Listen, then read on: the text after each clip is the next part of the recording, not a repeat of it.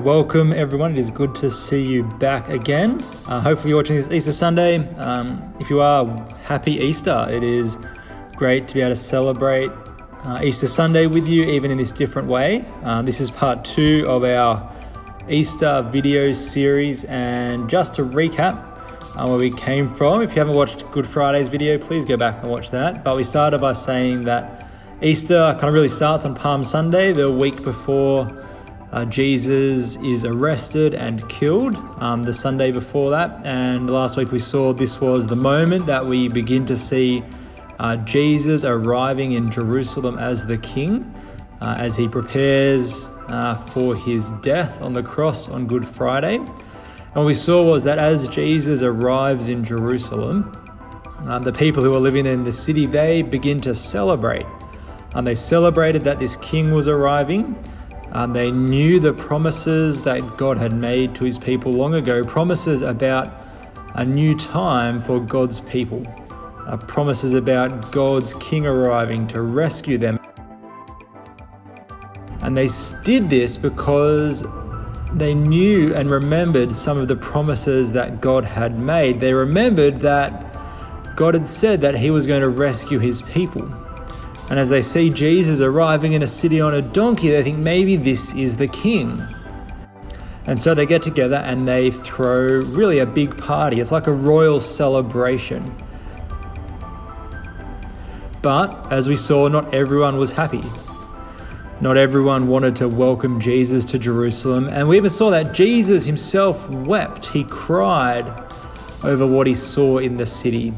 He cried because he knew the next few days weren't going to go the way that people had hoped. They were hoping that they were going to be rescued, they were going to be saved from Rome. That the injustice, that the cruelty, that the poverty that people were living in, that would be removed. They had hoped that that's what Jesus was going to come to do. But Jesus, he knew there was something far more dangerous than Rome that people needed to be saved from.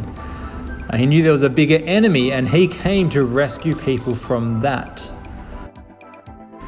That sin is a big problem, and he has come to fix that. And the only way to save everyone was to die on a cross. And so we saw that the night before Jesus was killed, he went to a garden. He spent time praying to his Father in heaven, and we mentioned that he prayed that a cup might be taken away from him. And this cup represented God's anger at sin. And Jesus said, if there's any other way that sin can be dealt with, can we do that?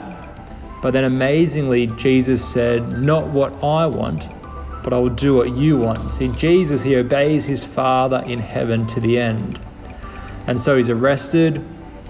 He's led away, and then he's found innocent, but the crowd demand that he is killed, and the rulers give in, and so Jesus is put on a cross. And there he is mocked, he is laughed at, and the sun goes dark as darkness descends on the land, and then Jesus dies, and he's put in a tomb, in a garden where his body lays, and a stone is sealed across the front. And that's what we got to. That was our Good Friday story, seeing this really looks like it's the end of the Jesus story. But as we know, Easter Sunday comes around, and 3 days later, after Good Friday, some people go back to the tomb. See, 2 women, we read, go to visit the tomb where Jesus' body had been put. And when they get there, they find something really remarkable. They find that the stone is no longer in front of the tomb, that the stone has been rolled away, that somehow the tomb is open. And when they get there, they see an angel appear, and this angel sits on the stone and says to them, why are you looking for Jesus here?